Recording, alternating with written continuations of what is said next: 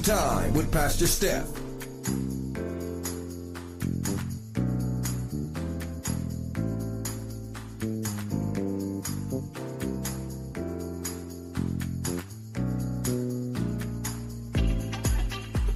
Good morning, good morning, good morning, good morning, good morning.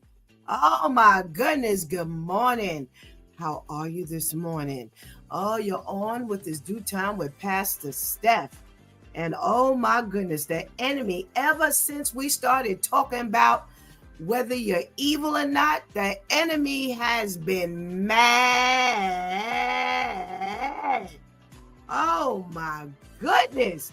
We can't get on. We had to go out and come back in, and they just don't want you to have Pastor Steph. So listen, if you're in the room, you just need to be putting some hearts in there. Just tell God that you love him and you're glad that we're on. And I just got one question. Where were you yesterday? Ooh-wee. Yesterday, it was on. And the ladies had something to say about the lies that the enemy tries to tell you. And if you should believe those lies or not. Well, one of the lies that the enemy tries to tell us is that you need more. Oh my goodness, my goodness, my goodness, my goodness. You don't need anything more. You don't need anything more than what the Lord has already provided for you. Yes. And it doesn't mean that you should not ask for anything, but the things that we ask for, we just go after and go after and go after and go after. And, we're just greedy. And God does not like gluttony. He doesn't like greed. Yeah, he frowns on that thing right there. Yes, yes, yes. Oh, your sin must stay secret. The Bible tells us to confess our sins to one another. So we already know that we need to confess our sins to God, because that's part of making it into the kingdom. Yeah, that remorse. God knowing and hearing. People say, well, God already knows my heart. I keep telling people that ain't necessarily a good thing for God to know your heart, because remember now, God says that man searches the outside, but he searches the heart. Now, we all like to think that our heart is good. Well, no, your heart is not always good, because if your heart is thinking some things, and remember, the word of God tells us that the heart is very deceitful. So, and do we really know it? So you better make sure that things are really on the up and up. So, when you confess them sins, you have to do that vocally, verbally, outwardly. You got to speak those things. You got to make sure that you confess your sins to God, and make sure you confess your sins to one another. See, the enemy would have you, being eaten away from the inside, because you holding on to all those things that you trying to keep everybody from knowing. And that stuff there will eat your way and drive you crazy. Oh yeah, it will, because you see on TV, it's like all those voices start speaking to you, and you start looking around and you start thinking that things are coming at you from all different kinds of directions. Yeah, that's what happens. That's what happens when you try to keep your sin a secret. So we just really don't want the enemy to believe that we can keep our sin secret. What else? Some of the other stuff. The church is not effective. It's one of the reasons why this church hurt is going on and people staying away. We're not going to ever say that church hurt does not ever happen. However, like Shantice mentioned yesterday, and like I always say, listen, the world hurts us. And I'm sorry. I'm so sorry. I understand that, we just expect people in the church to be different. And listen, the church is filled with people. people such as yourself, meaning that they're flawed, meaning that at times they will do some sinful things. That means that those are the same people that are hurting themselves and going for some crazy things that they don't need to be going after, and they looking at the wrong thing and they focusing on the wrong thing. They're the same. So this all this church hurt. Now you so broken that you can't function. Shame on you. Get back up like you do anything else, like you do in anything else, and make it happen. All the churches out here now, I don't know how the churches go out there in the other states, but I'm gonna tell you something. Here in New York City, I don't care what borough, except for Staten Island. I ain't never really been on Staten Island to really see how that goes. But I'm gonna tell you something. When it comes to Brooklyn, Queens, Manhattan, and the Bronx, there are churches on every corner. And not only on every corner, they in the middle of the block, they in the beginning of the block, the middle of the block, and they at the end of the block. And if you can't find a church to go to, shame on you, because that means you just ain't looking. And let me tell you something. There's not a hard place to go and find a church. Now, if you gotta move around a little bit because you're looking for some solid things. When you're talking about you looking for some empty things again, we're not talking about that, because if you're looking for that perfect church and things like that, you're not gonna find that. But the enemy would want you to believe that the church is not effective. And I'm telling you, it is. You need to be around like-minded individuals. And I'm sorry, sitting up in your house, it just ain't gonna happen. Sitting up in front of the TV, looking at TD Jakes and Joel Osteen and Joyce Meyer, it's not gonna happen. That's not being around like-minded people. That's just being around some stuff, just being around somebody preaching. So make sure you do what you need to do and understand that the church does its job when you find the right one. And there are quite a few right ones. Just find them, okay? When you go on a job and you are not happy on a job, what you do? You find another job. You don't stop working. So make sure you make that happen, okay? And we're going to touch on one more. God will not be faithful to you. Oh, that's a lie. Ain't you looking at Pastor Steph right now? There's that faithful God. That God that woke you up this morning. That God that got you started on your way. That God that's got you here in a clear frame of mind. That God that has you here, that was able to dial up so your faculties are working because you knew exactly where you wanted to go and where you wanted to be. And you've landed right here where you wanted to be. So listen, that God is faithful, because God is going to give me a word for you today. If he doesn't give it from me, he's going to give it from one of the ladies. He's going to give it from Pastor KL. He's going to give the word, because God is faithful. He is not going to let you down. Okay? So we ain't trying to hear nothing about no tune in to Pastor KL on Sunday morning. Get out of here. You ain't supposed to be in no church on no Sunday, no way. So already there's the false prophet. Get out of here. Get out of here. Get on the line and make sure you're here right now. We ain't talking about no Sunday. Get up out of here. All right? But God is faithful. See, God is faithful to let Pastor Steph be able to tell you what to follow and what not to follow. All righty? All righty. Well, we are running so behind time, so we're going to try to catch up. And today is Therapeutic Thursday. And we got some health tips and some stuff to go over. So I'm going to give you a chance to go get that healthy breakfast. Go ahead and tell somebody that it's due time with Pastor Steph is on. And whatever you do, don't go anywhere, because we will be right back.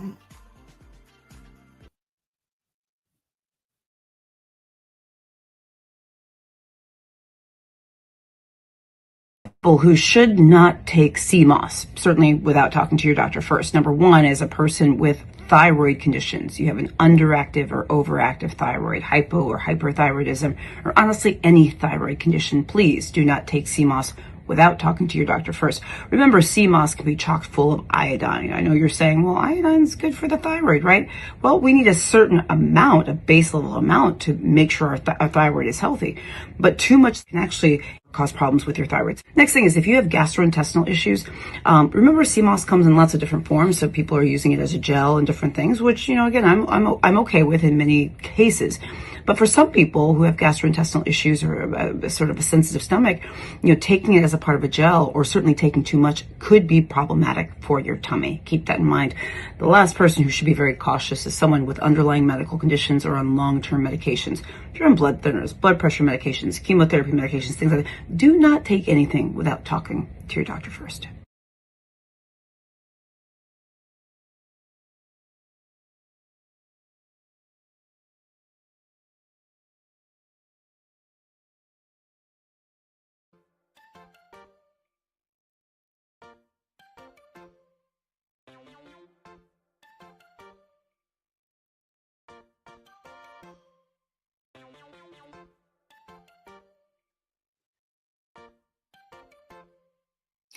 Good morning, and good morning again. Welcome back to His Due Time with Pastor Steph, and it is Therapeutic Thursday, the day we talk about our health in any shape, form, or fashion, and giving God thanks that we're on this side of the weekend, for He has brought us a mighty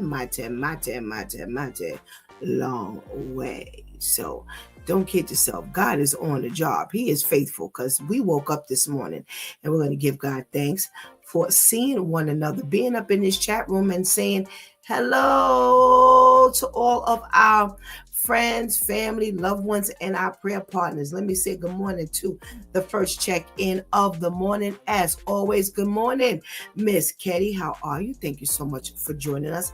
Hey there, Serge. What's going on, my MTA brother? Thank you so much for joining us. We got our girl Viv in the house. Good morning, Vivian. Glad that you're able to join us. And we got our boy Terrence on. Good morning, Terrence. I missed you yesterday. Yeah, you weren't chatty yesterday, so you were, I guess, preoccupied. Our girl Teresa. Hey, Teresa. Thank you so much for checking in. I'm seeing them hearts come in this morning, giving God thanks that we're here, giving God thanks that He allowed us to get on and see one another. Thank you for being obedient and putting those hearts up in there. We got Miss Charlene. Thank you so much, Miss Charlene, for joining us. Thank you. We always love to see you on. So if you're in the room, make sure you check in, because Pastor Steph doesn't know you're in the room. I don't get to see those things that everybody else sees when you come in the room. Shantice be saying good morning to people. I don't know how she sees that.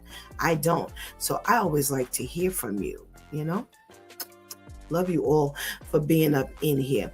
And Pastor KL, instead of him chatting, he needs to be up on this here. And we got to check in from our girl Tamika. Pastor KL and Tamika need to be up in this room, so I'm sure they're just saying good morning, because they want to let you know that they're here. Looking forward to talking to them in a few minutes. And good morning. All right, we got some information from a loyal listener, as Vivian calls you all. And we're talking about some household cleaners that could be hurting you and or your family. Bleach and ammonia is the first thing on this list. Now they're saying that we know that we want to get things sparkling clean, and we use bleach and ammonia to do so. Now individually, they may get the job done, but make sure you do not mix this. It is extremely toxic. Now, every once in a while, your girl Shantice tries to get rid of people in the house, so she be doing her mixing thing. But trust me when I tell you, we suffer. Yeah. And she's probably killing herself. She's on some death mission when she's doing all of this mixing and cleaning and all of this kind of stuff. So make sure you do not mix that bleach and ammonia. It is a very toxic and deadly combination. All right. We're talking about household cleaners that could be doing you and your family some harm. Sudsy stuff comes up on this list. Now they say from soaps to detergents, a lot of these products have 4-dioxane, DEA, TEA, and sodium sulfate, which is harsh on your skin and have been linked to serious health issues, including organ toxicity and cancer. All right. So they're saying that make sure you keep gloves on your hands when working on these, working with these chemicals, and make sure you find some, like, what do you call it? Natural stuff. They got stuff all over, the different in the stores and things like that. Can't call no names since we're supposed to be boycotting. But we got all kinds of natural items that make suds. I actually went to the Dollar Tree and I found a few months ago, and I found an entire host of cleaning products that were all natural. They come in black bottles. I can't think of the name, and I just pulled this up, so I couldn't get it, but maybe tomorrow I'll remember to pull it up and bring it, and I can show you the bottle. But I bought like 4 or 5 different bottles of different cleansers that are all natural, no chemicals in them. All right, so you can make your own sudsy items. Lysol disinfectant power toilet bowl cleaner with lime and rust remover. Yo, saying it alone will take you up out of here. Let's see what they say. They say that this can definitely be harmful. They say make sure you do not swallow. Do we have to tell you that? Make sure that you don't get this in your eyes. Now that's something that could happen. Either they splatter or you can rub your eye. But they say make sure you do not keep it around your babies because it can definitely be harmful to them. All right, Ajax, Dynamo, and Fab Ultra Liquid Laundry Detergents. Now we did an article on this a while ago for certain detergents that they say were very harmful, and they're saying that those particular brands include the chemical, specific chemical that's in these formulas that are definitely toxic. So Ajax, Dynamo, and Fab Ultra are the ones under this brand that they say stop buying it. Yes. Easy Off Heavy Duty Oven Cleaner Aerosol Spray. Listen, I ain't got to read this one to tell you it'll kill you. Yo, once you spray that, you better have on a mask or 2 and run up the kitchen. Yeah. Remember I said I found in, what do you call that? Dollar Tree. That was one of the things I also picked up. They had an oven cleaner that was not in an aerosol can. And I've used it a couple of times. It doesn't seem as strong, but you do have to leave it there a little bit longer. But it's okay. Then just do it when you have time to clean it up. Okay? So make sure you don't listen. I'm not even going to bother to read that. I'm just telling you personally, it'll kill you. It will that there, man. All right. Target's Up and Up cleaners. Well, we're supposed to be boycotting Target anyway, but they say that these particular cleaners and those are supposed to be chaotic to the environment. Wow. That's different. Do not buy because they are chaotic to the environment. Wow. Okay. Air fresheners are on this list. Now, I'm going to go back to the plugins. They say plugins are not good for us. So stop using those plugins. That's not what this is, but being that we were on air fresheners, I definitely wanted to bring that up. They say that our air fresheners are not good for us. They did the study and they found out that those certain air fresheners could be toxic to your lungs. Wow. Now they say many of those air fresheners contain fragrances that can trigger asthma and allergies, even the ones they say that are labeled unscented. Wow. Okay. So check the ingredients on your air fresheners. Okay. Fabric softeners and dryer sheets. Now, what you telling me about this now? Come on. Let's see. They're saying that they release fragrances and other chemicals that might have clothes feeling soft and smelling nice, but can also trigger asthma, allergies, and lung irritation. Wow. I don't know what you use that. Okay. I don't know. Simply Green. I've seen this before. Simply Green concentrated all-purpose cleaner. They say it misses the mark and it has some solvent known to damage red blood cells and cause eye irritation. That's in a yellow bottle, Simple Green. Shanti, see if you could pull that up so you could put it on the screen. Simple Green all-purpose cleanser. Cleaner. All righty. Woo! Scrubbing Bubbles. Remember when Scrubbing Bubbles first came out? Yes, I remember when Scrubbing Bubbles first came out. They're talking about that antibacterial bathroom cleaner and extend a clean mega shower foamer. Dag, these names right there will take you up out of here. They're saying that, it contains toxic chemicals that irritate and inflame the lungs. Woo, good Lord. So listen, I do know factually that you may have to spend a little more money, but there are cleansers on the market that they don't have any chemicals in it. Okay. And I know you can use, because I've made it before. I've made it myself. And I've just gotten like a little busier over the years.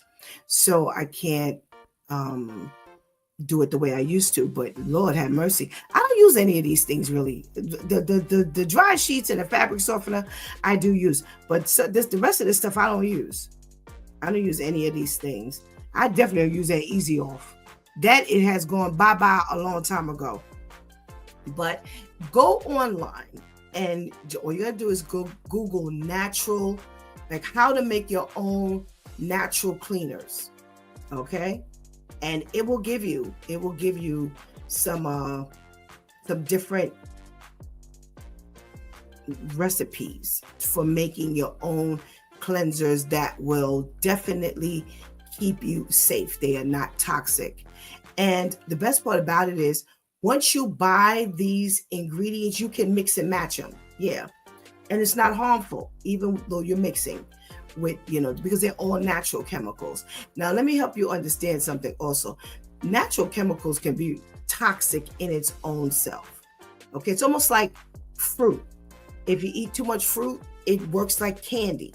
So be careful as to, and they'll tell you pretty much how to make these things and how to use, different, the different amounts. Okay. All righty. Woo, let's get to some news. Now, I got to tell you, the news was like whack last night. Straight whack. I didn't find anything I really wanted to talk about. What are we going to talk about today? Oh, I do want to talk about this. Where is it? There we go. So, for those of you in the New York City area, so we've been talking about, what's his name? Andrew Cuomo. He decided to throw his hat back in the ring. Well, somebody else has decided to throw her hat into the ring. All right. We've got Ms. Adrienne Adams. Now, she's a Queens native. I've seen her flyers and things like that. And she's been around a minute. Well, she is New York City Council Speaker. And she has decided to throw her hat in the ring for the mayoral race. And she is a woman of color. And they are anticipating that Ms. Adrienne Adams will give Mr. Eric Adams a run for his money. Now, I'm going to be honest.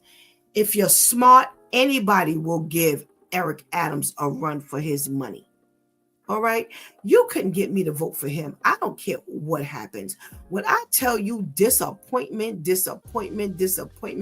he's been a real, I can't even say the word. Because even if I say the word, you'd be like, oh, Pastor Steph, you say that word? Yeah, he's been a bum. I don't like him. I have not liked him.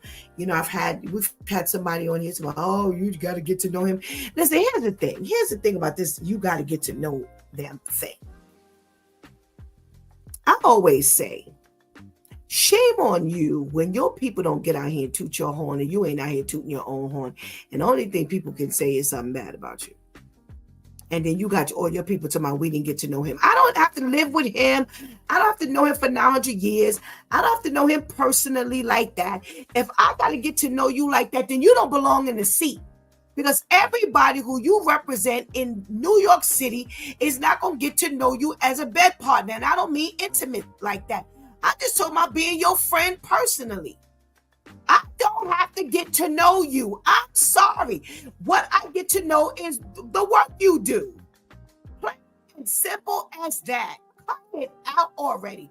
Well, Ms. Adrienne Adams is anticipated to give him a huge run for his money. And as a matter of fact, they're saying now that she's thrown her hat in the ring, Cuomo may not stand the chance that he thought he did. Now, you got some other people that threw their hats in the ring, and some other Democrats. You got City Comptroller Brad Lander. You've got State Senators Zelnor Myrie and Jessica Ramos. You've got Socialist State Assemblyman Zoran Mamdani and former City Comptroller Scott Stringer. Now,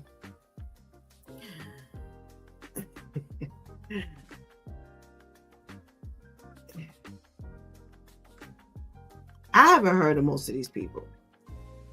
And let me say this. One thing we know about the Hispanic community, they looking out for one another. You put somebody Hispanic, Latinx, Latina, Latino, whatever you want to call it. I ain't saying nothing wrong with them. But I want you to pay attention to what I am saying. When you put them in office, remember was it Ruben Diaz? I can't think he was in the Bronx.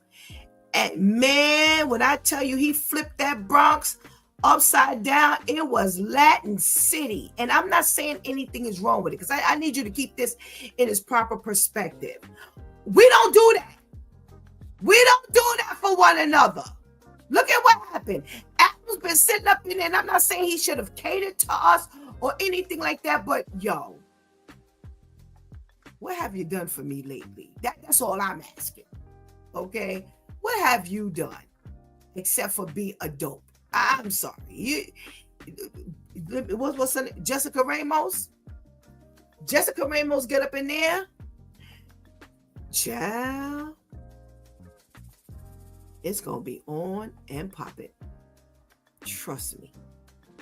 So she may not be a bad vote. And if you listen to what I'm saying, I'm gonna spend a couple of minutes here. What I'm saying is, you don't want somebody who's going to side with your nationality. That's not what I'm saying. What I'm saying is, they know the plight. They know and they understand the plight. And a mayor is essential to us as minorities. They are essential because they are the people. Now, here's the problem. The council people and the assembly people are supposed to be the ones that lead us and take us to the mayor. They're supposed to be leading us and taking our plights to the mayors. However, you really don't hear from them. You don't hear from them as much as you should. And this is what Adrienne Adams has been doing, New York City Council Speaker. She's been on this bandwagon leading us to the mayor. So when you have people such as, let me get these names, Jessica Ramos and Zoran Mamdani. Child. This Zoran Mamdani, I don't know. See, listen, I'm just going, as they say, I'm just going to keep it real. I'm going to be honest. Again, another group of people, if you see one, you see 100 of them. And I'm not saying that's a bad thing, but again, I'm saying that's not us. Y'all, we're the only nationality out here that just don't look out for one another. Yo, it's just crazy. It's crazy. And when I say that, like I said, I'm not looking for a hookup. That's not what I'm talking about. But what I'm talking about is they will look out for their people. However, here's what happens. They go overboard. Before you know it, everything is like them. And it's like, yo, where's the melting pot? Ain't no melting pot no more. This has not just become a soup. It's become chicken or straight vegetables. It's not a chicken soup with chicken and broth and vegetables and noodles. It's not that. When they come through, they come through. So when you talk about mayor, that's what they gonna do the thing. They're gonna do the thing. And we just can't seem to find nobody that's gonna help look out for us. I'm sorry. And like I said, I'm not talking about a hookup, but what I'm talking about is the plight for us. The plight for us. We have issues. We have issues. The same way the Hispanic and Latin community have issues. The same way the Asians have issues. The same way the Indians and the Pakistanians and all of them. Everybody got issues. And when they get up in there, they help with the issues except for us. Now, I don't know. Y'all tell me in the chat room whether Pastor Steph is exaggerating. Now, listen, I lived to be 58 years old. I done seen some mayors come through my time. I done seen some presidents. I done seen some governors. I done seen some senators. And I'm telling you, we have not had a whole lot of us in those opportunities. But the times when it has happened, I've seen it when it's been them. Like I said, I think his name is Ruben Diaz. And I may have that wrong. But when I tell you he was strong up in that Bronx, and when you looked around, yo, he took care of his own. Now he went overboard because I think they had to move him up out of there because they found some stuff he was doing up in twisting up some stuff, doing some things that wasn't quite on the up and up, but he took care of them. He took care of them people. I'm gonna tell you, I'm a Bronxite. I'm telling you, he took care of them. They had no needs. Trust me. And we are always lacking when we always trying to find our way. You know why? Because they get up in the well, they're not gonna go overboard. They're not gonna do it because that's what people expect them to do. I beg your pardon. Listen, the plight of the Black people, the Hispanic people, the Asian people, minorities, period. We just got finished talking about the Oscars, the Golden Globe, the SAGs, all of those movie and film and TV award shows that recognize and honor the greats. And we spent a whole year in 2024 reviewing different stuff. And we did focus on the diverse because they had been left out of the year. Well, when they came in through 25, we went through the list. We were almost obsolete. Do you hear what I'm telling you? The garbage. Not only were we obsolete and invisible, as much as we have contributed to film, theater, TV, we weren't there. Well, that's the way they do us. No matter how much we contribute, no matter how much we need, we are always when I tell you very little represented, almost completely invisible. And that was minorities, period. I'm not just talking about Black and brown. I'm talking about minorities, period. So yes, when you get up in that seat, you need to do something a little extra, because other than that, they're not caring nothing about us. Nothing about us. Minorities. That's what I'm talking about. Make it fair. And that's what Ruben Diaz didn't do. He went up in there and it was all about the Latin people. It didn't matter.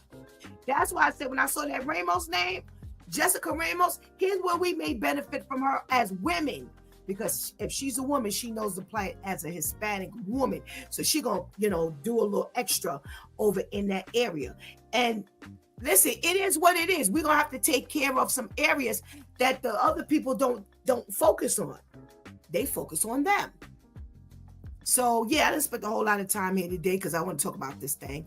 And it's something that we have to be concerned about. So let me look at my comments. I want y'all to tell me whether Pastor Steph is crazy or whether I'm making any sense. And I only got one person in this entire room that even commented as to whether I'm making sense or not. So maybe I'm not making sense. You're from my girl, Ketty. You're right. We don't stand up for one another. It's true. We don't. And when we get up in these seats, because Eric Adams went up in there, he didn't do nothing for us. When I tell you nothing for us, nothing for us. He did nothing. Yo, you were straight useless to the minorities. Forget about the Black and brown. You were straight useless to the minorities. You just were useless.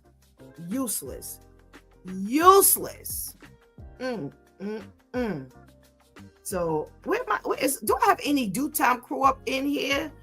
Shanti says, you're right. So done has to stand up and get the ball rolling for his. We stand together, and every other minority stands together. See, here's what happens with the like Indian people. They work together. They gonna build a house or buy a house. 900 of them are gonna get up in there just like the Hispanics. The Mexicans, they're gonna get up in there. They're gonna build a house one by one for everybody. When you look up, they're gonna have their whole community. When you look up, you ain't got no more community. Your community has become their community because we robbing one another. We taking our money. We're taking the money from one another, and when you wake up, you ain't got your work done, and you ain't got your money in your pocket because you just got ripped off. No, they're not doing that. They are going to work together. They're going to build one another's houses, and then that family going to move. And then they're going to take and they're going to build one another's houses, and they going to move over. And when you look up, it's all of them. It's none of you. And we broke, busted, and poor, and still looking for our work to be done. That's how we do one another. Yes, I'm putting it on blast. I can't tell you how many times I can't call a neighbor because we don't take care of one another. Shout out to Terrence, who is on the ball. On the ball. Does some nice work. Good integrity. Terrence is my boy. I love him. I like Terrence. Shanti said, that's right. They are all for working to see each other come up. Yes. They struggle together. It don't matter if 100 of them living in the same house. They're going to make it happen for one another. They're going to take that one piece of bread and everybody going to eat. No, we robbing one another. That's why we don't have nothing. And Eric Adams came through and robbed us. Straight up. Sorry. All right. Is there any due time crew in the room? I don't know. I can't see. Oh, I see my girl Tamika. Let's say good morning to Tamika. Good morning, Tamika. Good morning. Good morning. How are you today? I am well and on fire. I have a headache. This trying to get up on this line this morning really drained me. So I had a headache. So my energy wasn't quite where it needed to be. But then I started talking about this whole thing here and my whole energy shifted. So tell me what your thought is when we talk about, we just don't look out for one another, and all the other minorities, they band together. They, at least that's what Pastor Steph is saying. They get themselves together and they move up. And then they get themselves together and they move up, and we still sitting at the bottom of the totem pole, robbing one another. Boy, that is so true, and we don't we don't gather together for nothing, and even when we do, there's all kinds of fights and disagreements, and this one thinks that it should be done this way, and that one should think it should be done that way, and we've spent 2 hours standing in the same spot, not getting anything done, not accomplishing together. Women, ooh. I have been in functions with Black women, and it has been a disaster area from the start. And it's because, again, everybody's got their opinion, and that's all well and good. However, we got a task that needs to be accomplished. Can we get that done? I'm sitting there, literally, a lot of times I'm just sitting there going like this. Because I'm waiting for you to decide to gather together, to get the mindset that we need to move from this place. If it's the last thing we ever do, we've been here for a long time, and we're still sitting. Dust is growing up underneath our feet because we're still coming up with a plan, and nobody can make a consensus. Everybody else is doing something. Somebody get in office, they make sure that they rally around. They make sure that they're there in the meetings, even the meetings that sometimes we don't hear about, then we find out later on, they had a meeting. We don't show up. I remember going to this function, where this person had done a lot of accolades. As a matter of fact, it was the Wizard of Oz. The Wiz, not the Wizard of Oz, the Wiz. And they were, giving out little things to people that, could come up with answers, with regard to his accolades. And it was packed with Black people. And when they started asking questions, literally crickets, we don't do our research. We don't read. We don't get the acquired to try and find out things. Sometimes it's literally, if you just research, if you just look, we just had a PSA, and talking about CMOS. Everybody's taking CMOS, but you don't know the research for your specific health. If you've got an issue, research it. We don't research. We don't do the work. We don't do the legwork. And then when we start, oh, I'm tired, I don't want to do this already. Wait a minute, we just started. And so Right. it is so crucial that we band together, and it makes me really sad because of all the things that our predecessors have done, how they work together, how they rally together.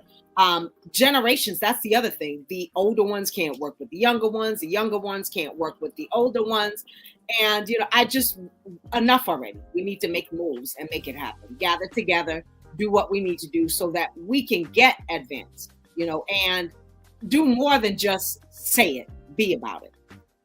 Absolutely. Absolutely. Very well said.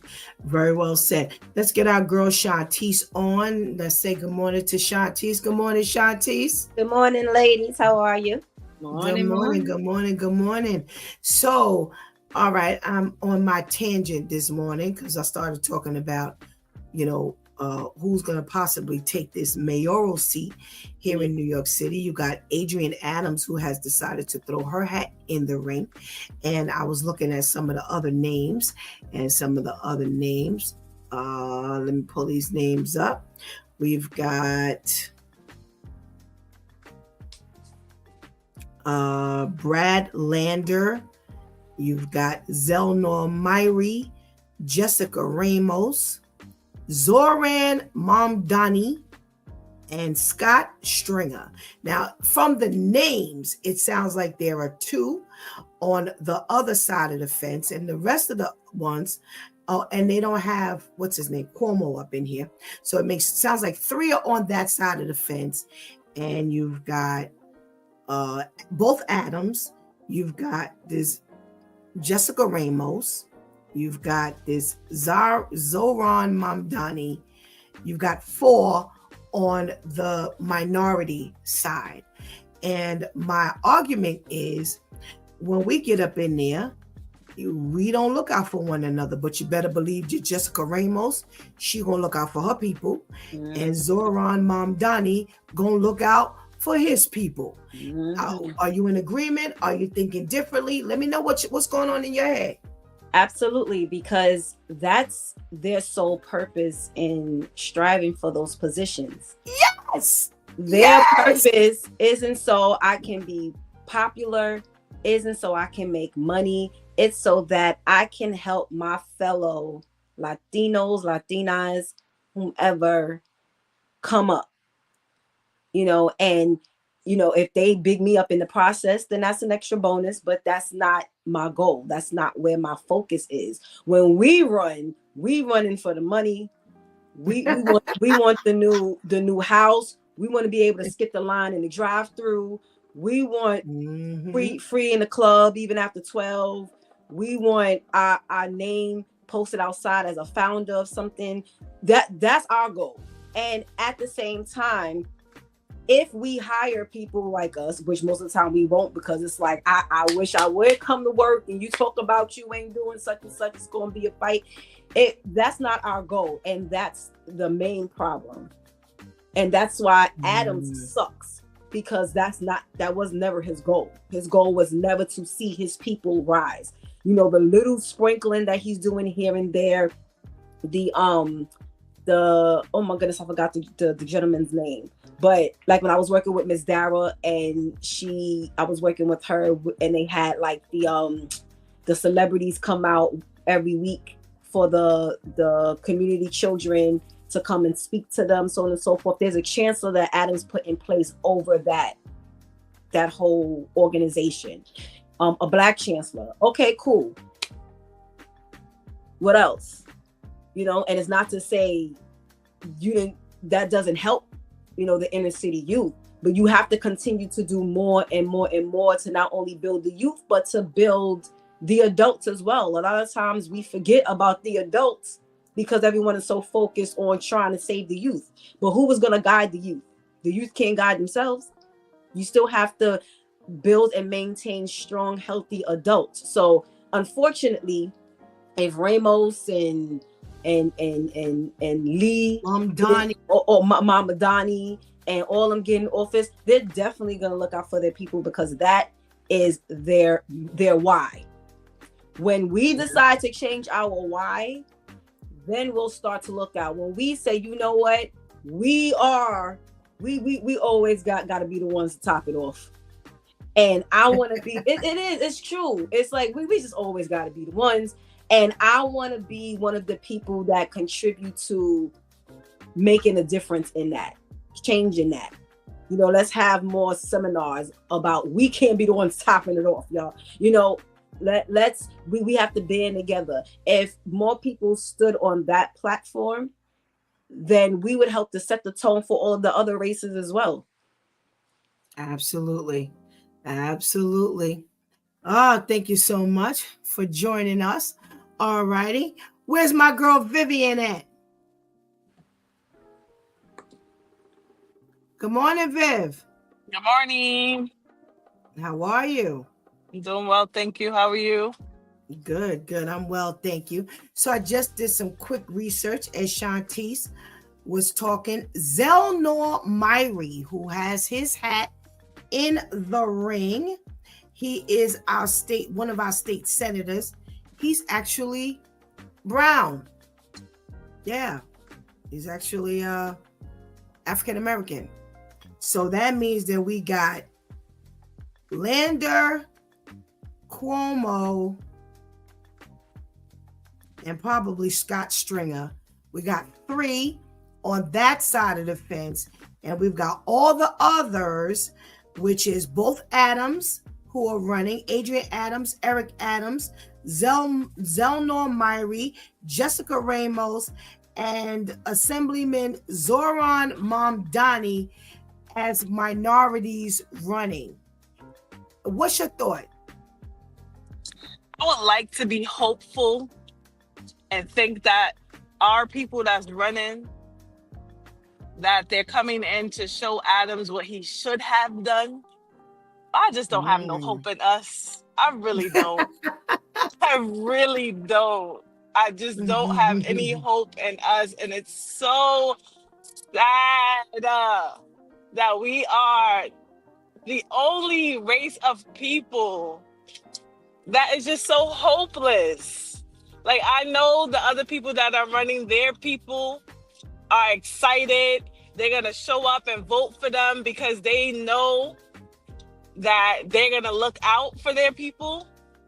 But it's just so sad that we could never count on our people. Even when we get into the positions to make a difference, we're not doing it. It's just so sad.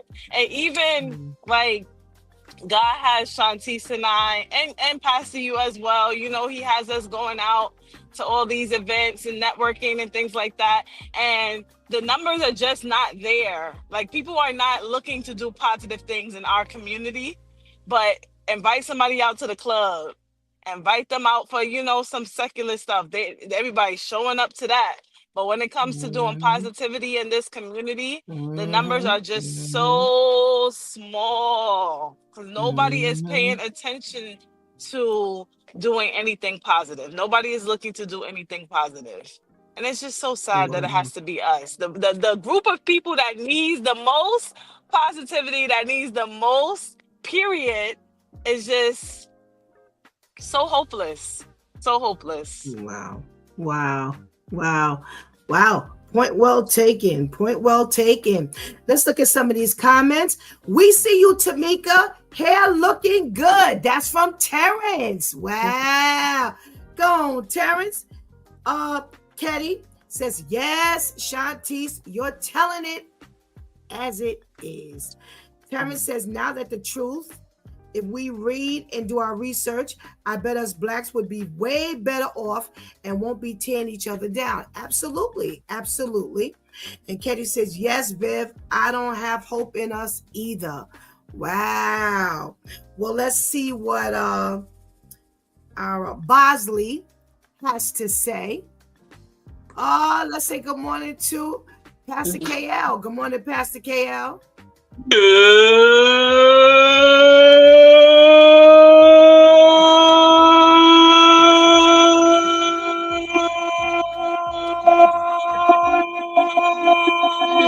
morning, Pastor Steph. How are you today?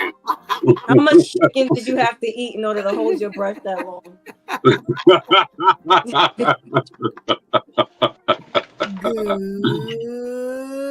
uh,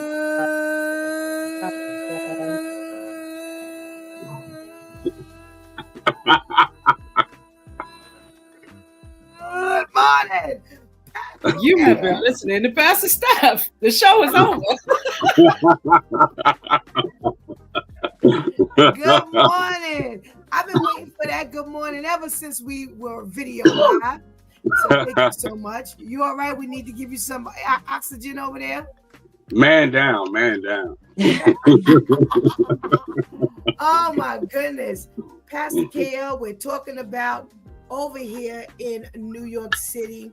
You know, they're throwing their hat in the ring for this upcoming November election. We've got about 3 people on the other side of the fence that are running, and we have 3 of us who are African American. We have 1 that's Hispanic, and it sounds like Mom Donnie is maybe some Indian descent, somewhere in there. And I'm sorry for those who are listening. I don't know how to, there's so many classifications, but y'all get what I'm saying. And the common thought is Jessica Ramos and Zoran Mamdani gonna handle their people, but we ain't gonna be looking out for one another. And what's your thought? Well, first of all, we won't have to look out for one another because we're not going to vote for each other. We don't even support each other. So you won't even get in the seat because we won't support you. You know, I always talk about the crabs in the barrel. You know, if I vote for you, that means that you have arrived, and I have to hope. You know, I now become that when you get to heaven, Jesus, don't forget about me. You know what I mean? And, you know, we're not going to vote for each other. So we don't have to worry about whether we're going to help each other. You know, as you said, those Hispanics, essay is coming out, baby. They coming out, mira, papi, mama, whatever. They going to help each other. But we are not helping each other at all. So we don't have to worry about what. Listen, history has already preceded us on whether we wasn't helping each other. So why would I take that chance again? Why would I waste my vote? Why would I get out there on that line when I know my food stamps about to be taken? I'm not gonna get no extra cheese. You know, you're not gonna help me. So what's the purpose of me helping you? Wow. You know, Shantice, Vivian said, I have no hope in us. Why do you think y'all are millennials? Why do you think at this point, you know, you're saying you don't have any hope? Why do people have no hope?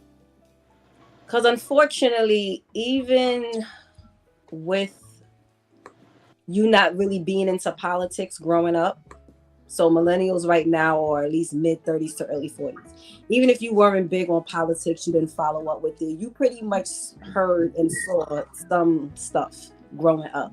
Now, as adults, especially this day and age, even if you're not gonna hold about politics, you need to be on it a little more because you need to understand a little more of what's going on and who's running and so on and so forth.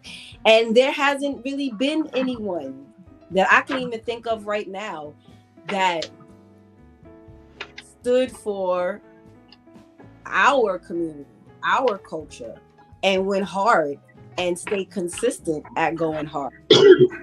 And now then you get people like Adams who gets in and his whole thing is about kissing a white man's behind. And it's like, well, what's the point in you having any level of authority and power if you just gonna trample behind what they doing?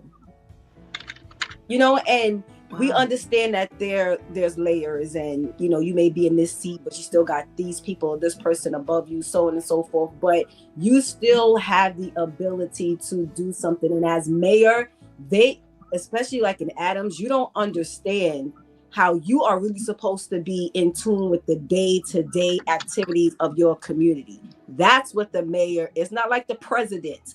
The mayor is supposed to be involved in everything down to who dropped that nickel on the corner of Suffolk and Linden to okay, well, I got to see what I got to do over here in Gracie Mansion.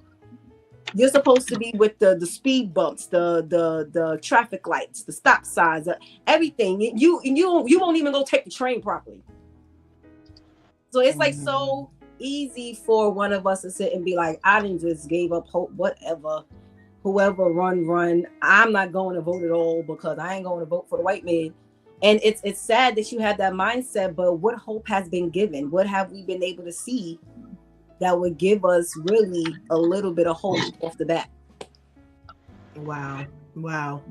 I'm not going to ask Vivian this question, but because I have another question. Pastor KL, why do you think that, this generation of millennials, they feel hopeless? They have no hope. Well, first of all, anytime you have an election, it's because something needs to change, or if you vote somebody else in, you would hope that something changes. So if in your mind, as Shanti says, that if you're just going to follow behind what the last person did, then we might as well have reelected the last person because there's no change. So it becomes redundant. So here I am hoping that you're going to do something better, and you're just mimicking what the last person did. I was already in distress with the last person.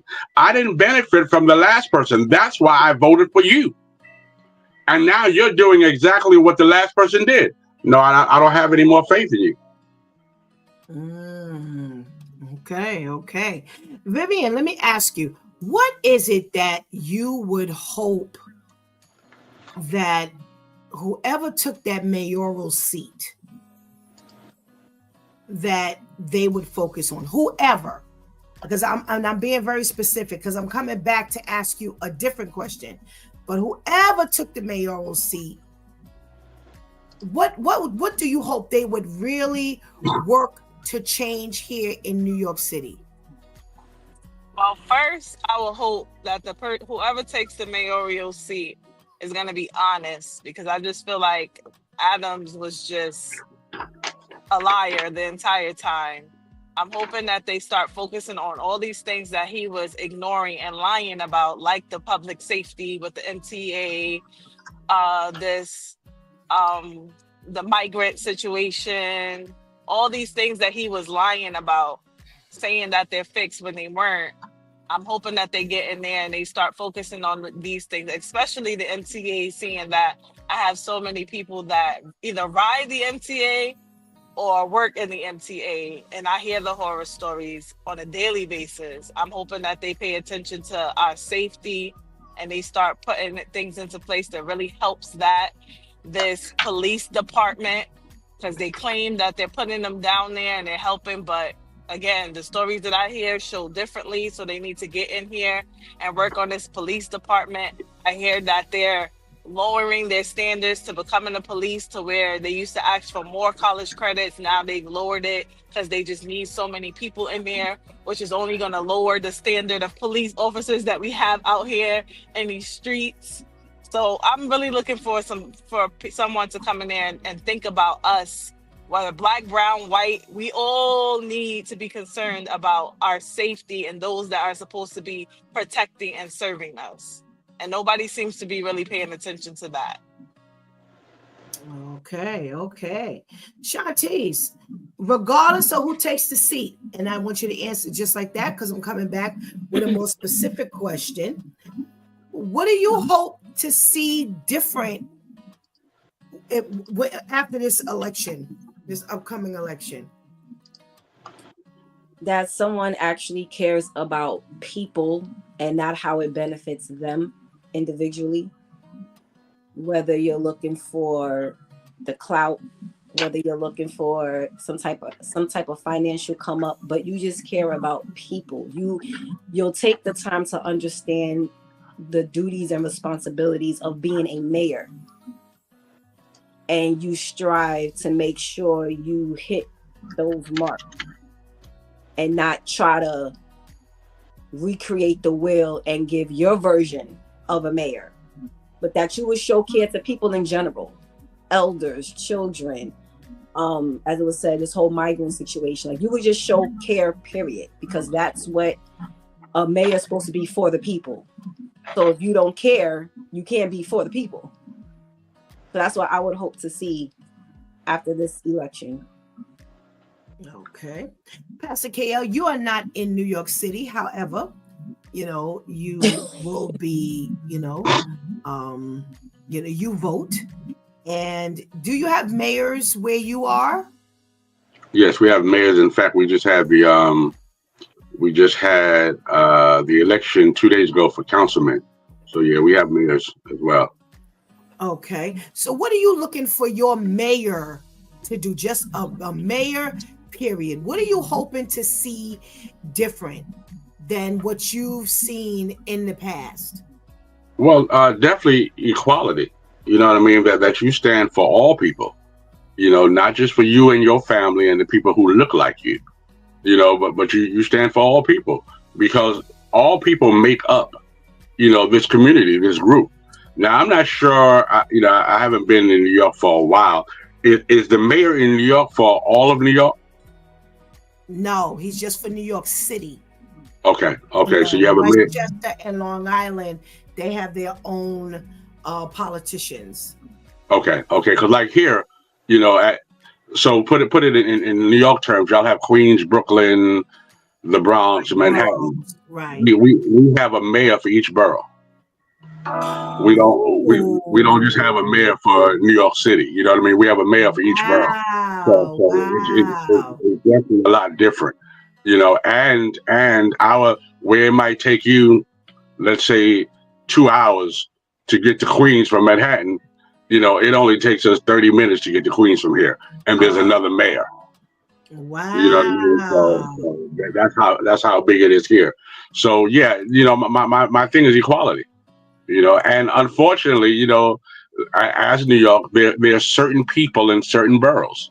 You know what I mean? So there's higher class people in certain boroughs who's able to. So of course, there's different mayors. You know what I mean? Different perspective of mayors who deal with different perspective of people. So you and I will not be the mayor for Queens. It's not going to happen. You understand what I'm saying?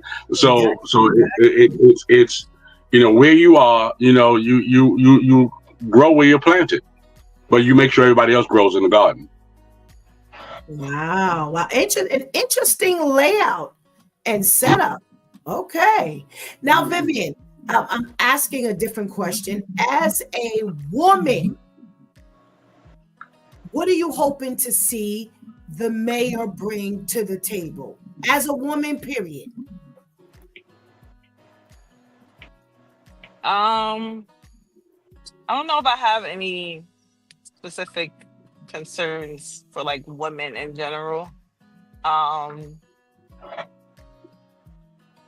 Yeah, I don't really have any specific concerns for women in general. For me personally, it's just people in general and the kids. Okay. I want y'all to put in the chat room, if you're a woman, I would love to hear what you would like to see happen for women. Shanti, do you have a concern that women and you would like to see this go around? It's not something that like is real potent, but any residual anti-women mentalities, so anything that would try to strip women of our rights, that would try to suppress us, that would try to degrade us. So if it's anything if there are any organizations, businesses that still pay women less, this whole addressing, and I know politics and religion don't go together, but even if it's addressed indirectly with this whole women don't belong at the pulpit thing, like stuff like that, you still have the whole thing up in the air, whether it's being spoken about right now or it's kind of quiet right now, but even the whole abortion issue, and no one actually taking the time to really sit and giving itemized, detail, because that's not something that can just be a cookie cutter. This is what should happen, because there's so many different ways you can get pregnant. So to really sit and take the time to be very particular with issues that involve women directly. Are women comfortable when they have to go to the GYN? What are you going to try to enforce anything for the women who have difficulties with getting a pap smear, or things like, things that are not, I haven't heard of that were addressed, that may seem too trivial and just like, well, listen, you need a pap smear anyway. It is what it is. And actually, as the thing, because I actually came across an Instagram video where the caption read, I think it was a woman, and the caption said something like, my boyfriend or my husband asked me, what is it like to go to the GYN? And she put a camera in the bottom of like an Amazon bag or like a postal bag. So you can tell like the top is getting smaller, and you see her opening it and putting gloves on, and she just in there digging, and you see the fingers. It's just like, you want to know how it is? This is how it is. It's like most of them just want to get the job done, and then you out. And it's like, and I've had male GYNs tell me like, he, have witnessed his colleagues just be so rough, and he's like, hello, you can't, and female colleagues at that. It's not like even another man. He's like, you cannot give an examination like that, but things like that that'll show that you're even caring about something that's mandatory. Screenings are mandatory. Are you making sure that there's something where women get automatic reminders? Hey, it's been a year. Don't forget to go get. I used to get that. I don't get those anymore. This is such and such facility. It's been a year since your last mammogram or your last such and such. Go make sure, like things like that, making sure that stuff like that is in place to help to build and just reinforce what should be going on to support women. Okay. Pastor KL, in your neck of the woods, is there anything you would like to see men, just a male thing, focused on that just hasn't been focused on in the past? Well. Again, I just, I reiterate saying just total equality. Remember, I'm in the South, so when you say men, we really need to title it Black men, because we are treated a whole. I mean, I don't care what you guys say in New York about the raising of a Black man or being a Black man. It is totally different here. We have the KKK without the sheets, and they let you know that that's their gang, and they're going to be KKK until they die. So when you have blatant disrespect like that, and no one fighting for you, now our great one, what I'm saying, is the CEO of the KKK. So I mean, it's difficult, living in Alabama or living in the South, period. And I like to see equality. Will it happen? Am I hopeful for it? Not really. Okay, that was my next level of questioning. So being that you went there already, thank you very much. Vivian, I'm asking, as an African American, what would you like to see in the next level of mayoral walk that you haven't seen? I would like to, sorry, excuse me. I would like to see whoever gets into the seat take more concern about the things that they're putting in place for Black children, more so. I don't know. I would say the children more than the adults.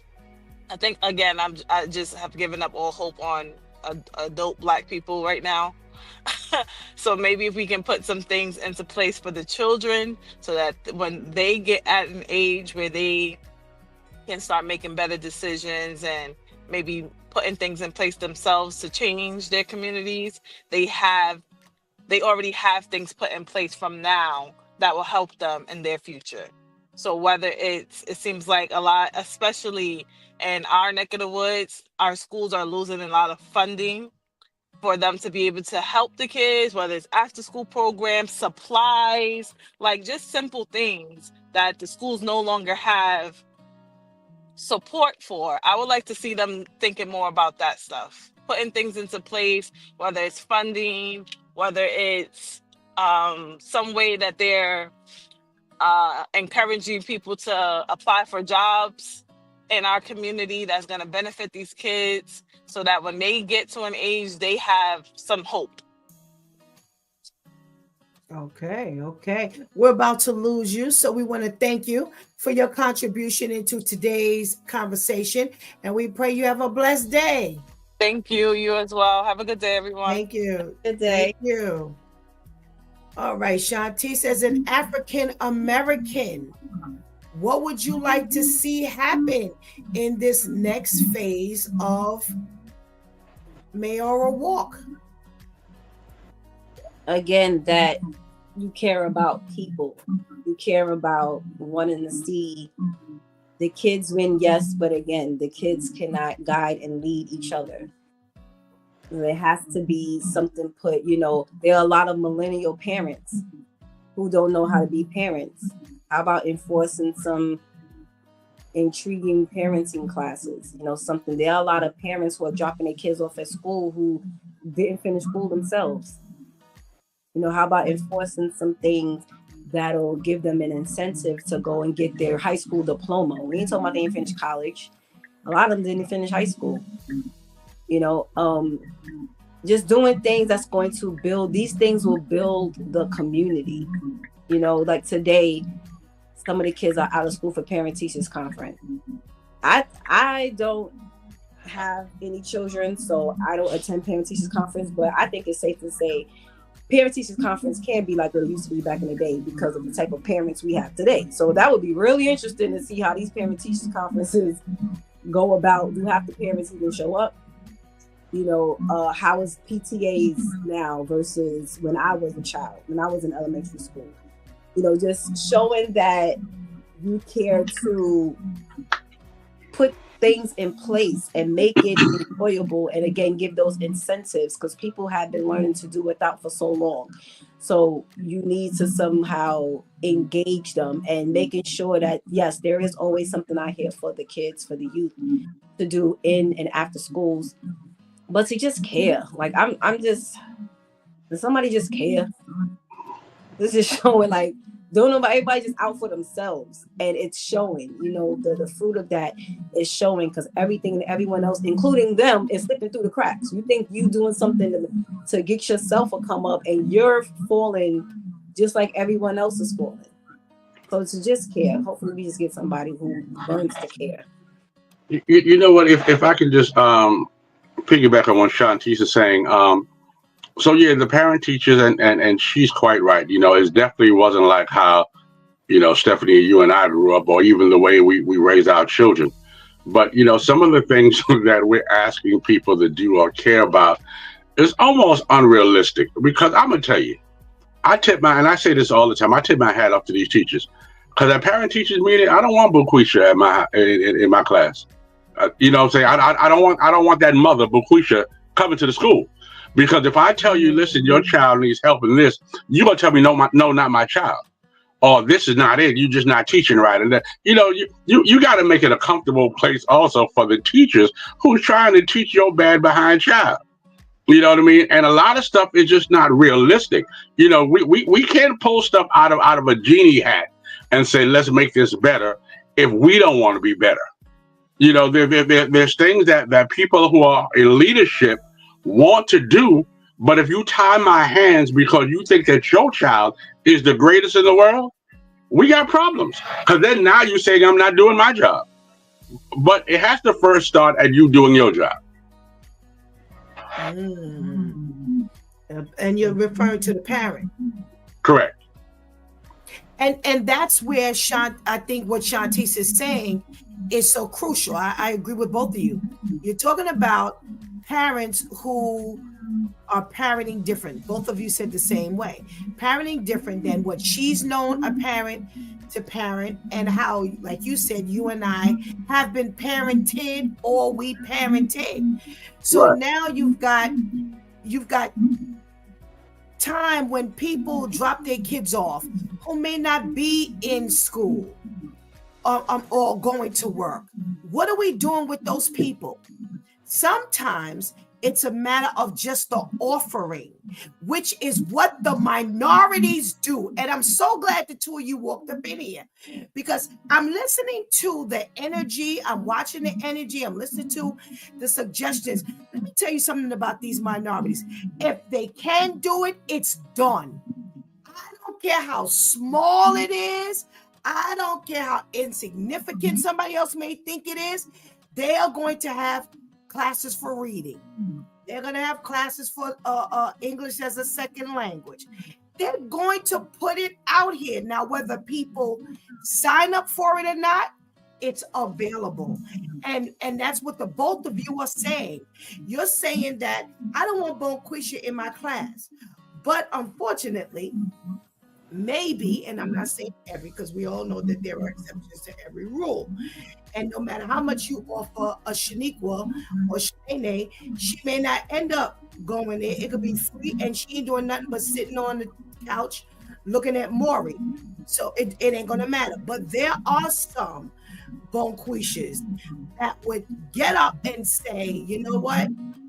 I'm tired of this. And on November 3rd, she may not have been tired, but on November 15th, something happened. So when you offer this again on November 30th, she's like, you know what? Sign me up. I'm there. So it's a matter of offering these things, having these things available. And that's what we don't have available. And for the other side of the fence to be in leadership, they're not going to care. They're not going to know. They're not going to think about it. You understand? Once they're going to say, just like Vivian said, I just lost hope. That's it. But challenge out here on this table, as Christian individuals, how do we deal when we lose hope?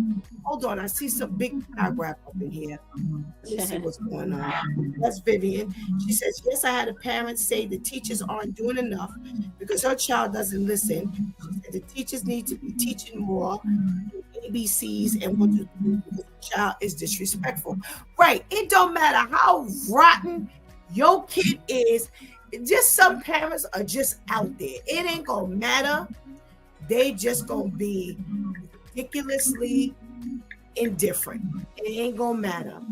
But I definitely understand that. So I'm gonna go back to this question of what do we do as Christians when we feel hopeless? Do we just throw up our hands and say, oh well? And I'll start with you, Shantice. We can't, because then that's saying we've thrown up our hands with God. You know, we're not the change agent. God is the change agent. And for those of us who are Christians, we see and understand, or if we haven't noticed yet, but a lot of who is put in authority right now is because of the decisions we as a whole have been making. So as a whole, the world has been saying, I'm good off of you, God. So God says, okay, so I'm going to give you somebody who's good off of you. Hence, we got Trump again. We have Adams. You know, we have people who don't care about us because we're showing God that we don't care about him. And that's why the schools are getting hit so hard, because everybody goes hard to keep their kids away from God. It's not just okay, they are like, it's a strategy to keep my child from being taken to church even by somebody else. I ain't even got to go. I got people offering to take my child. And I'm, no, my child ain't going for whatever the reason. And God's like, okay, I'm going to get somebody to take the child somewhere. And now your child is being taken to LGBT invitations in school and on the line and all of that. They getting taken places. So for us to say we don't have hope is giving up hope on God. And even though, you know, when we read the word and we see that it's only going to get worse and worse and worse, it doesn't mean that God still won't reach in and still drop those blessings in pockets and in droves. As Pastor Steph said yesterday, the enemy is taking his people in droves. God is saving his people in droves. And like, okay, you know what? I got my people in this school, so this is what I'm gonna set up in this school. I got my people in this office building. This is what I'm gonna set up in this office building. Where you're gonna see those splatters of God in certain places. God is not gonna disappear, not gonna be seen anywhere and everywhere. You know, so yeah, it's easy, but like, okay, I just gave up hope because, you know, it's like, well, all I can do is vote. I'm just one person. And everybody else may be slow and vote for that person, you know, the other person. But we have to stay, if more of us stay persistent despite what it looks like, even us nobodies, quote unquote, can still help to make a difference with other people. You know, I may not be a mayor, but if I speak long and loud enough, I may be heard by the person who can make the decisions. And now they're like, you know what? That's not a bad idea. Lesson 4, that has happened. That happens a lot of the times, you know, where it's not the mayor who came up with the idea. But once they've heard something or they sat in a meeting and got something or whatever, now they enforce that, and now it's beneficial to whomever it can be beneficial to. So we really, as Christians, we can't say, it's easy to, but we can't be like, I didn't just gave up hope, because now there goes our enthusiasm and us now, you know, we want to be here for the youth, but they see us giving up. What do you think they're going to do? Absolutely. Dr. KL, you made mention of the fact that we don't even vote for one another. We have become so disenchanted that we don't even vote for one another. Unlike the Latins, unlike the other nationalities, they going in droves. I don't care what it looks like. They have hope, and they're going to put their people in that seat because they're going to have hope, and they're going to act on that hope. Even if it's just the size of a mustard seed, they're going out there. As Christian people, we give up. We give up. What does that say for the God we serve? Well, you know, you started off by saying, you threw up your hands and said, do we just give up hope? You know, at one point, if we all, you know, admit we were hopeless at one time. And if God would have just threw up his hands and said, you're hopeless, you know, then where would we wouldn't even have this platform to be on if we ran with, we just gonna throw up our hands. You know, Shantice said, you know, I'm just one person, but if Shantice gets a hold of one more person, you know, because when two are gathered, you know, then God's got to show up. You know, so when you know these principles, you know, you can overcome the odds. If my people who are called by my name would pray, humble themselves, you know, turn from their wicked ways, God said, then will I hear from heaven.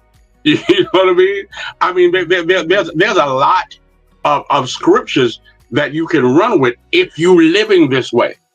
You know what I mean? If you ain't living it, you cannot activate that which you don't have. So if you don't have a debit card, you have no money because you can't activate the money. You understand what I'm saying? And even when you have a debit card, if you don't put a pin to it, it has no power. Right. You know what I mean? So God has given you power to tread upon serpents. You know, he's given you all of these things that you can win. So you have to get out of the woe is me. You know, everything you see is not what you see. And once we get out of the natural eye and start looking into the spiritual eye, we'll understand what's going on. But we keep on looking at what's in front of us and not what God is showing us. You know, that's why, you know, for the lack of vision, you know, if you have no vision, you can't get nowhere. That's right. That's right. Ooh, my due time crew.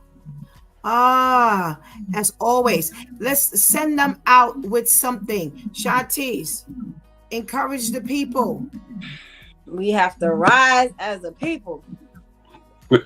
We have to be we have to be willing to come together and have hope in God and not in ourselves and in each other, because we will fail ourselves and each other all the time. Others will fail us and themselves all the time.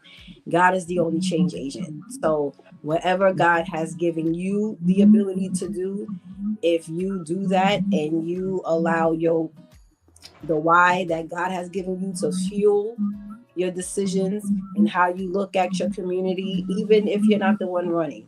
But you show that you care and you're gonna make sure you do what you do. There, as Pascal said, there's a lot of power. Even if you that one loudmouth person, there's a whole lot of power that you have when you care. So if we cared enough about others rather than ourselves, then we could assist God with being the change, a change agent. So just start caring. Start caring, because that's how the other cultures are able to keep each other up and afloat and excel, because they actually care about each other. Absolutely. Amen. Thank you so much. Pastor KL, what are you sending them out with today? Well, short and sweet. Stop telling God, if you can use anybody, Lord, you can use me. If you really don't want to be used. Because sometimes there's a reservation just for one. And everybody that you usually hang out with can't go where God wants to use you. And because it seems like it's a lonely walk or a lonely place, we don't go. But God wants to use you in a magnificent way. But you got to be able to step out, even if it's on your own. If mother and father forsake you, you still got to be able to go. Great word, great word, great word. Thank you so much, my due time crew. And we pray you have a blessed day. You too. You as well. You as well. All right. Let's get this benediction. For I am sure neither death, nor life, nor angels, nor rulers, nor things present, nor things to come, nor powers, nor height, nor depth, nor anything else in all creation will be able to separate us from the love of God in Christ Jesus our Lord. And that's Romans 8:38 and 39.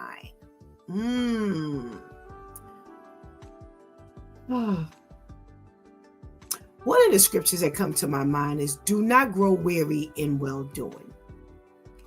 And when we think about these politicians and how they have disappointed us, it becomes something that helps us to grow and become disenchanted. Because as has been said, we think about, boy, I'm just disappointed. Nobody's doing what they say they're going to do. I'm not going to bother to vote anymore. This one came into office and they said they were going to do this, and yet they didn't do this. And then they came in and said they were going to do that. And then we're going to have to keep on pressing. We have to keep on pressing. Press and press and press. Because as we press, we indicate that we trust God. As we press, we're not indicating that we trust man. We're indicating that we trust God. And Shanti says something that I always say. We've just moved into an area where, for the majority, they're saying no thank you to God. And because they're saying no thank you to God, we're seeing God's word that says, I'm going to leave you to a reprobate mind. Plain and simple as that. I'm going to leave you to a reprobate mind. I'm going to leave you to you. I don't have to touch you. I don't have to make anything happen. I'm just going to leave you to you. And that's what we're finding. We're finding that, once, you could even have good intention when you run it. And then when you get in that seat, all these things shift. Now, one might make the argument, well, if you were really about that thing, then ain't nothing going to change you. And that's probably because they may have intended, despite who they are. I may not have done it before, but if I get that opportunity to get in that seat, I may not have done it before, but if I get the opportunity, you think about it in every other area. So you have a person who grew up hard, with a hard life. You say, you know what? If I have kids, I'm not gonna do this, I'm not gonna do that, and I'm not gonna do this, I'm not gonna do that, I'm gonna do this, I'm gonna do that. And then when they become a parent, they're like, oh. That's what happens a lot of times when they get into these seats. And it was said, when it comes to other nationalities, no matter what, they stick together. You know why? Because they have always stuck together. This is not something that you're trying to teach people once you get in the seat. If you had gone back into Mayor Adams' history back in when he was a housing cop and when he was this person and that person, he was doing the same thing back then that he's doing right now. He ain't changed. He didn't change. He's doing the same thing that he was always doing. And now it shines brighter because of the seat he's in. And now it's really showing because the spotlight is really on Mayor Eric Adams. It's not on the housing cop. It's not on whatever other seat he had.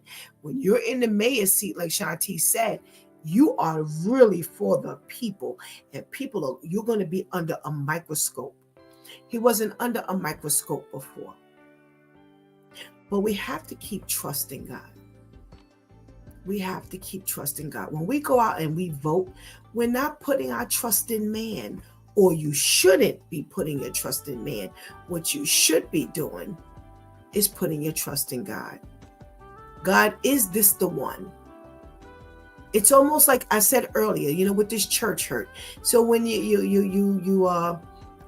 get hurt in church, now you just stop. You don't only quit church, you quit God. It's the same thing with the relationship and voting. You don't stop dating altogether. The average person does not stop dating altogether, even if they switch sides and they start dating their own sex. How many women have said, oh, a man has hurt me so much, I date women now. And then they end up getting hurt by the woman. It's just people. But they didn't stop trying. They just tried a different way. It's the same thing with voting. We have to trust God because he's the one, according to the Bible, who puts all these people into authority, or he allows these people into authority. So it has nothing to do with Mayor Adams necessarily, with trusting Mayor Adams. There is a level of trust in man that we have to put. But at the end of the day, if you don't put your trust in God, and more of that trust is going into man, are we going to feel the blow when they disappoint us? Not only that, let me say this. Are we putting all of our trust in man and we're not living about anything? We're not doing anything with our own lives? We shaky, we shoddy, we're untrustworthy, we shifty, we dishonest, but yet that mayor, that president, those people in authority, they're going to have to stand up. But yet we have the expectation of these people that we don't even live up to ourselves. How does that work? How does that work? So we're going to have to shift this thing here. We're going to have to be what we expect. Pastor KL said something that was key. So you. So you go grab another you. And then that you they go grab another you. And then that you, they go grab another you. And you keep on grabbing the yous. You keep on grabbing the yous. And at that point, you're building a community of people that look like you. And see, the thing about these other nationalities, they have a bunch of yous. I'm going to go grab people that look like me, who want the same thing that I want. We grabbed somebody back in 1972 and they disappointed us and we just stopped grabbing people because people can't be trusted. They don't stop. They continue to grab people that look like them and want what they want. So this is why they don't have a problem with, you talk about people who don't mind living 10 to a house. How many of us could live 10 to a house? How many of us could live 10 to a block? Much less 10 to a house. Can we be trusted to do this? They don't mind being piled up because see, they got an agenda, they got a plan, and they gonna stick to that plan and they gonna work on that plan. And they're not gonna stop until the plan is complete. Like I said, they're gonna take all these people. You work on the bricks, you work on the plumbing, you work on the electrical, you work on the roof, you work on the floor, you work on the wall, you paint, you plug, you wash dishes. They don't care. Everybody's gonna pitch in. But I'm telling you, I'm watching people. I've watched people. The expectation is there for everyone else, but they're not doing what they ultimately expect. And now they become disenchanted and disappointed. Are you putting out what you expect? They are. They are. And when they look up, Jose's family got a house. And then they all shift, and the rest of them, some of them stay with Paco, some of them go with Jose, and now they help build another house. Paco, they build over at Paco's and they build over at Jose's. So now they got 4 houses. And now they got 8 houses. That's the way they work. Because see, all of them have the same goal. That's the difference with us. Everybody got a different goal. Nobody can focus on what it is we need to do. And that's why we can't work together. So we have to learn to work differently. If I do my part and you do your part and we work together, then we can grow as a people. And it's the same as Christianity. The church. Is the church working together so that they could grow? I hope so. Because God's people need to stick together. We cannot afford to become disenchanted. We cannot afford to get tired. We cannot afford to become hopeless. We got to continue to put out. Continue to put out. And continue to put out. We can't let our hope paralyze us. So let's make sure we work. Let's make sure we do what we need to do. And let's get that. Christians don't work like some of these nationalities. That's the sad part. Not only do black and brown people don't work together, but Christians don't work together. So we need to turn that around. And let's show God that we're doing something with the investment that He has made in us. Okay? Let's talk about Tonight God Spares this evening, right here on A Closer Walk Christian Talk Show YouTube channel, as well as Facebook Live, Coach for Christian Life. My 2 cents. Let me make sure I got the Outlaw Posse is the name of the movie that we will be reviewing tonight, as well as Cross, the Prime Video series starring Aldous Hodge. Okay. And we're going to make sure that we are sitting there together. Pastor Steph, Shantice, and that Brooklyn guy, Brother Ainsley, as we march into our My 2 Cents Awards, where we recognize the minorities regarding races, the different races. So we're talking about the Hispanics, we're talking about the Asians, we're talking about the Pakistanians, we're talking about anybody who is in a minority. Are they a good actor, actress, director, producer, writer? What are they doing? They don't have to be only in front of the screen. They can be behind the screen. And we're going to take the time to recognize them.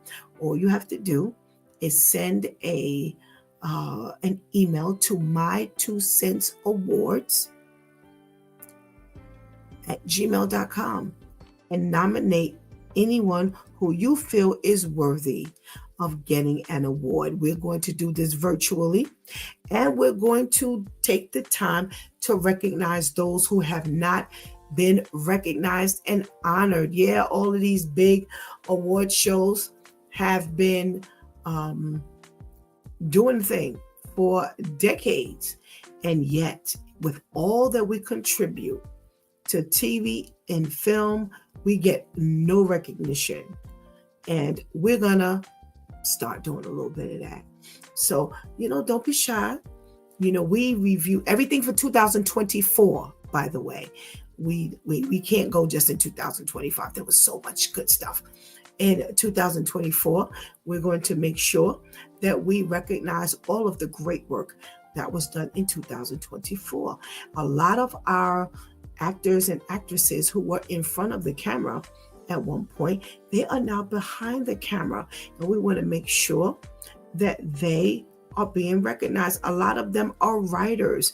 We're also saluting documentaries, biographies, autobiographies, film festival submissions. Yes, we're going there. So hang out with us tonight as again we review Cross, starting Aldous Hodge, and that's on Prime Video, season 1, episodes 1 through 4. Very interesting. You want to pick it up and you want to watch it. You also want to watch Outlaw Posse, and that's got some hitters in there. Who's in there? There's Van Peebles, Mario Van Peebles. There's DC Youngfly.